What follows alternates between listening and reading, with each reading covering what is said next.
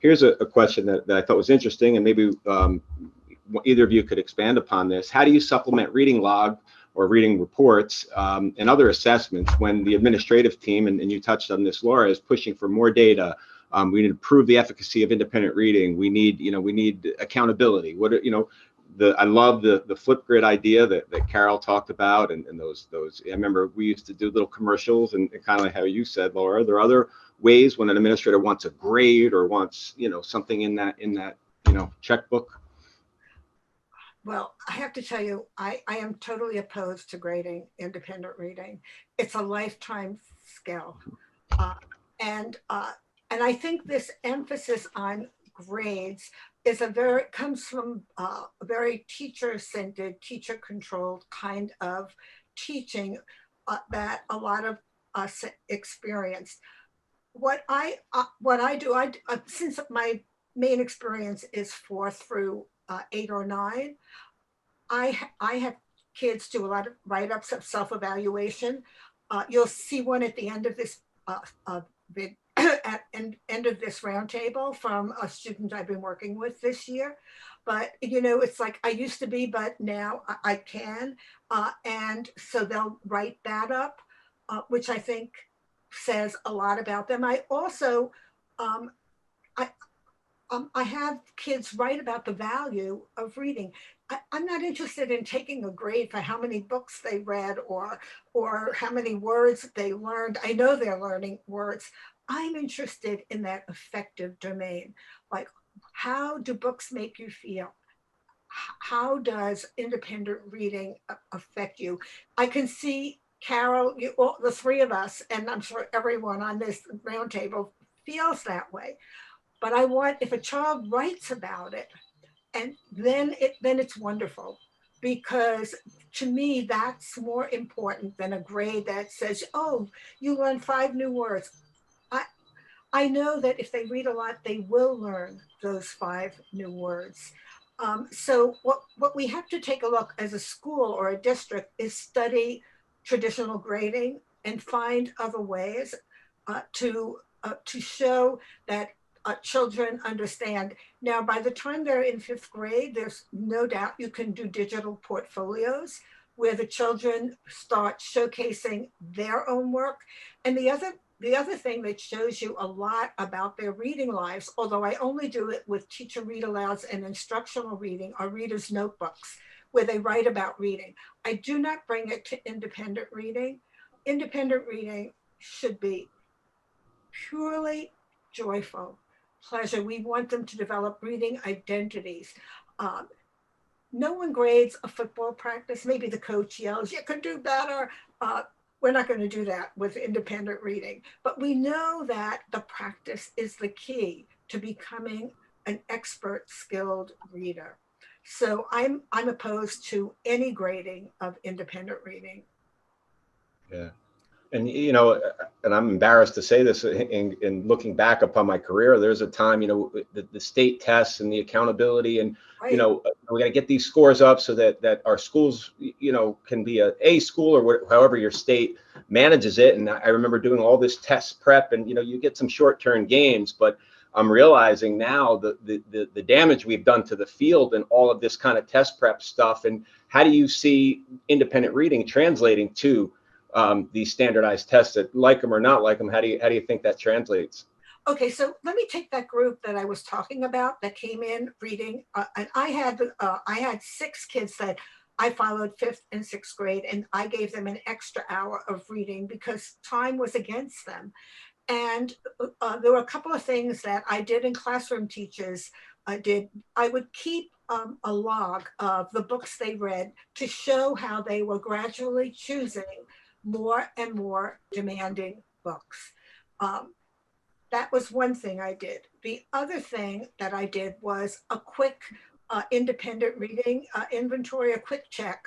I would estimate where I thought they were based on the work we were doing together.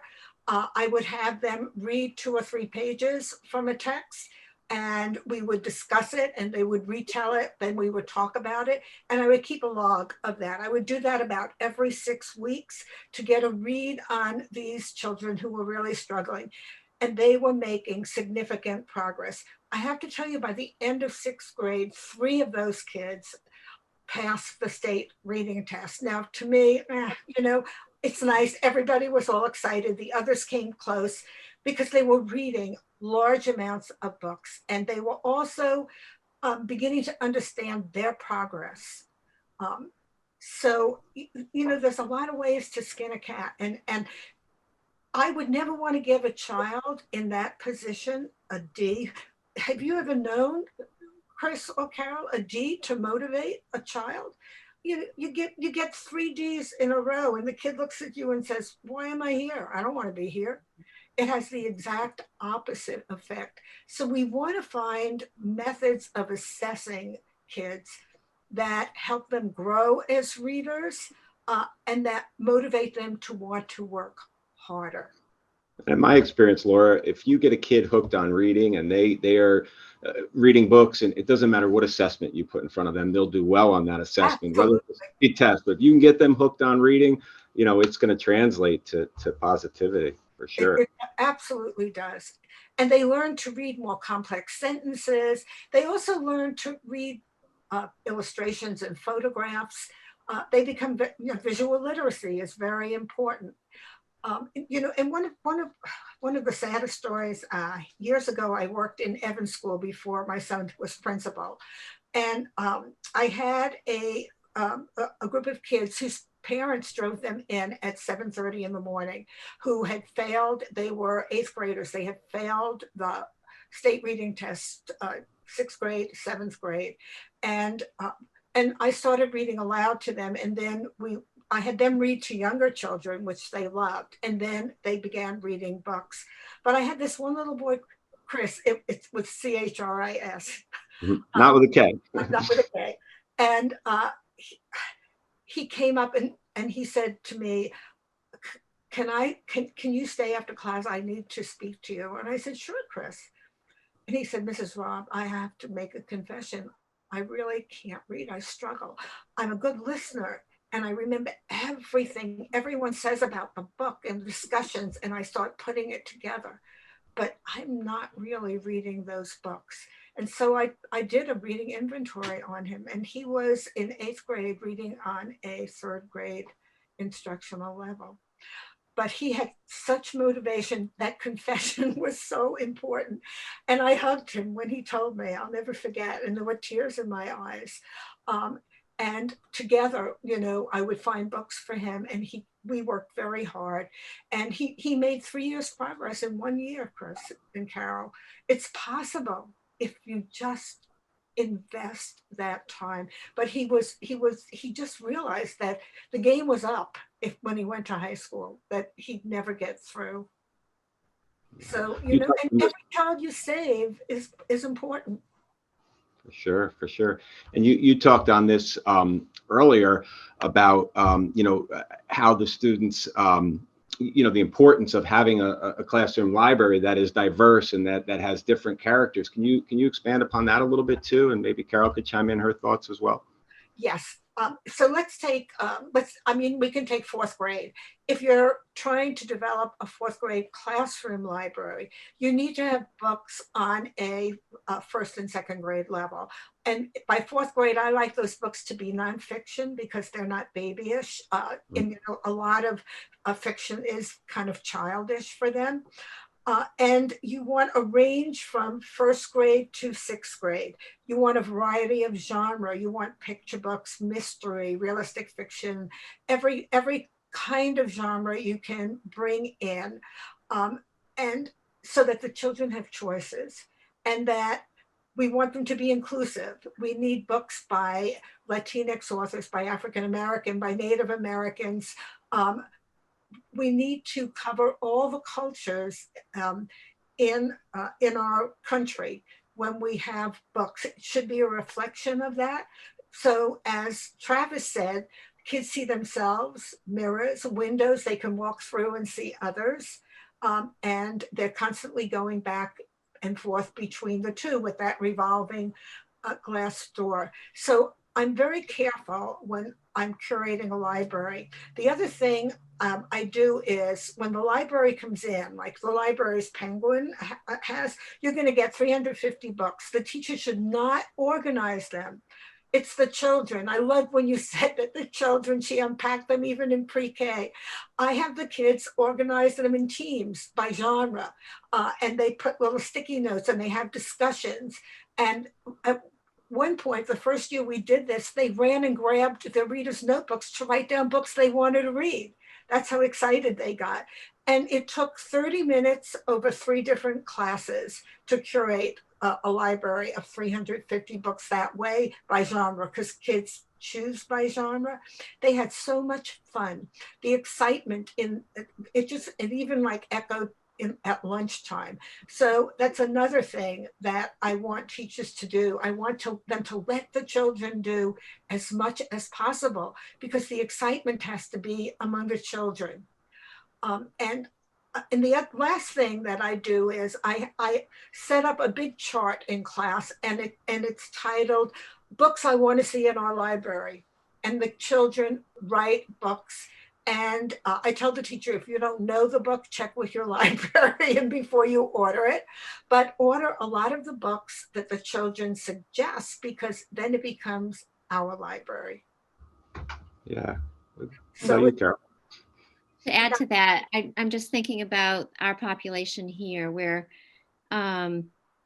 we have a diverse population of students. We want to make sure that the books that are in the classrooms represent all children, and they just need to be able to see themselves in the characters and in the books. I can think of a student from last year who it was just very powerful for her to be able to connect with a book and then be able to share that with others. And when you notice a kid who has connected deeply with a book, and I'm talking about just in this particular case, it's just a picture book. It's a picture book. It has beautiful illustrations. And this particular kid that I'm thinking about asked, can I go down to kindergarten to read it? And she was also a 3rd grade student. And it was that important for her that she has to share it with others. And she wants to be able to, it's more or less her spreading the message that you can see me in this book.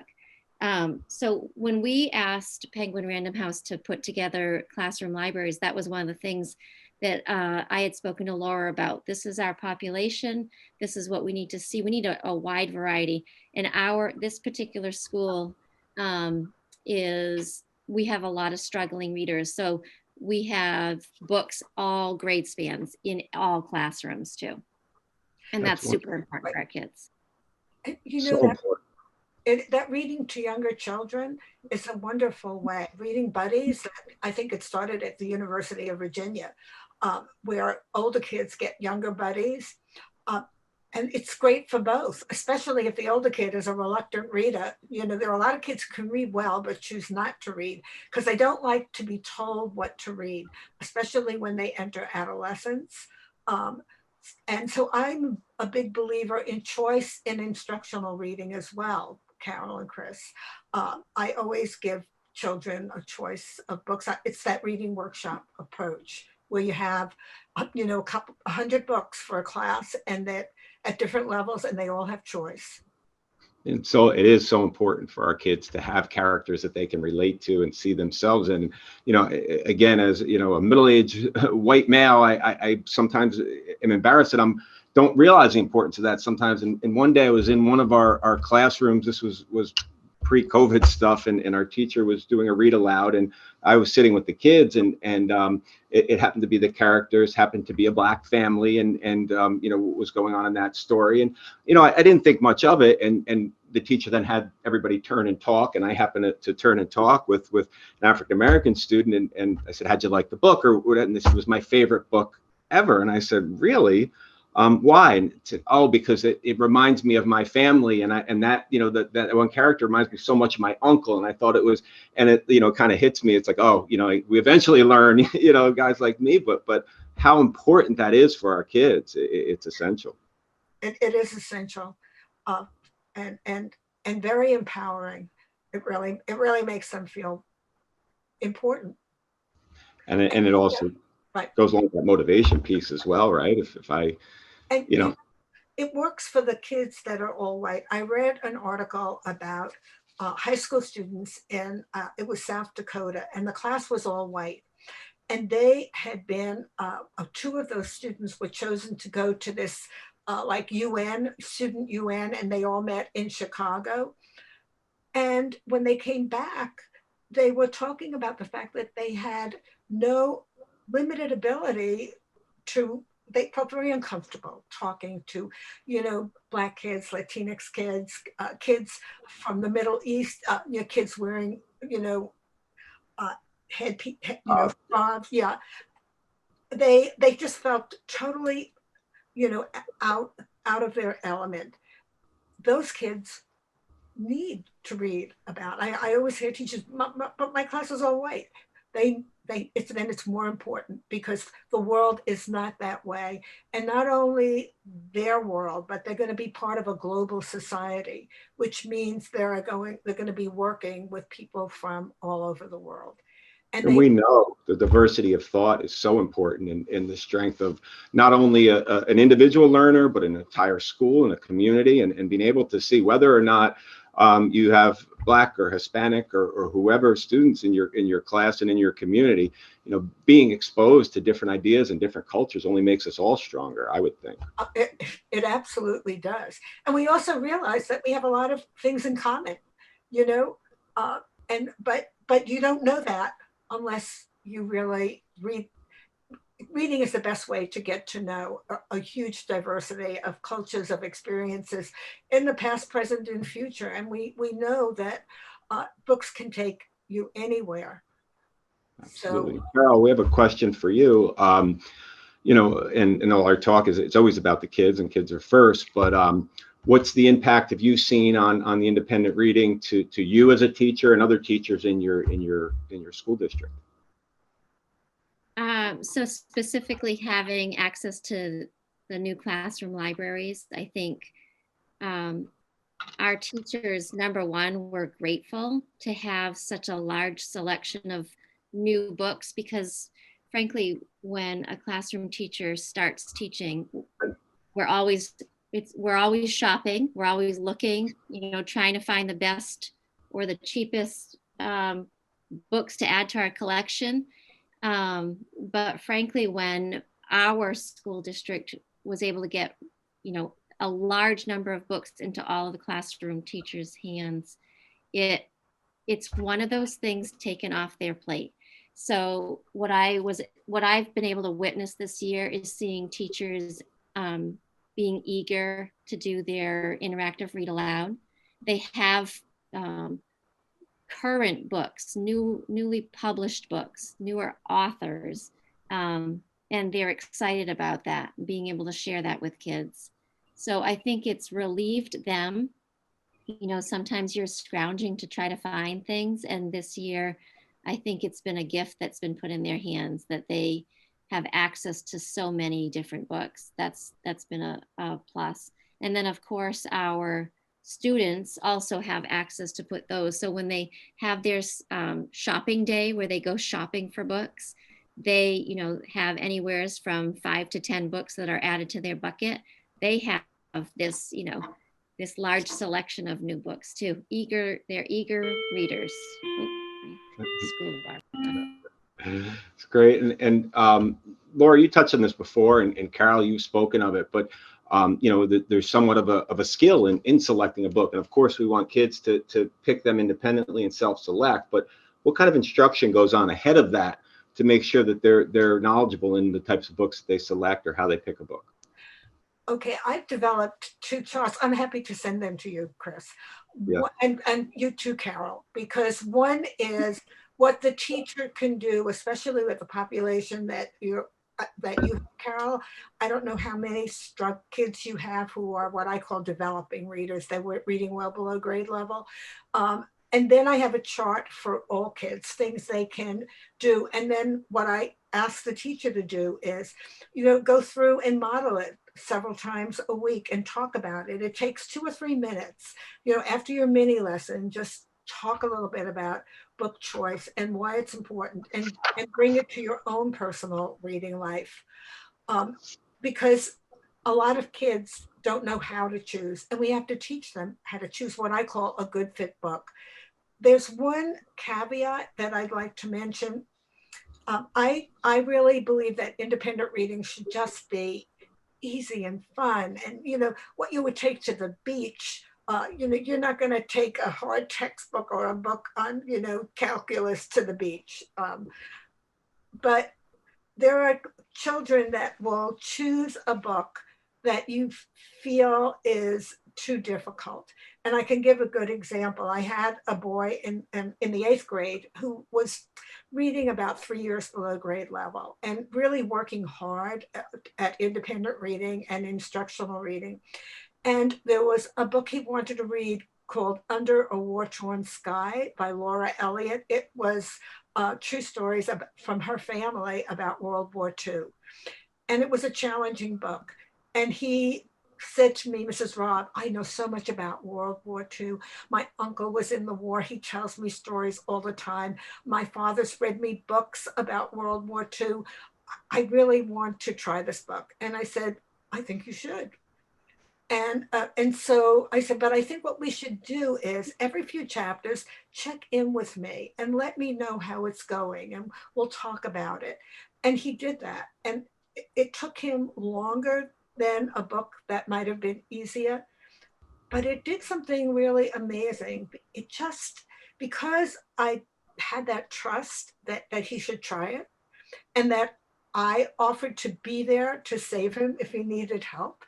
And I also said, if you don't want to read it after a while, it's okay. You save it for later. It worked out beautifully. So we have to remember that things like that happen. I remember I had a 3rd grader who read The Wizard of Oz 4 times. She, in the middle of reading it the 4th time, she said, this is the greatest book. I really get it now. She worked hard, and a lot of kids want to do that. We have to let them. We just can't develop blanket rules. I go back to what I said a while ago. We teach the children in front of us, and each child is unique, and we respond to their needs and what they're asking for.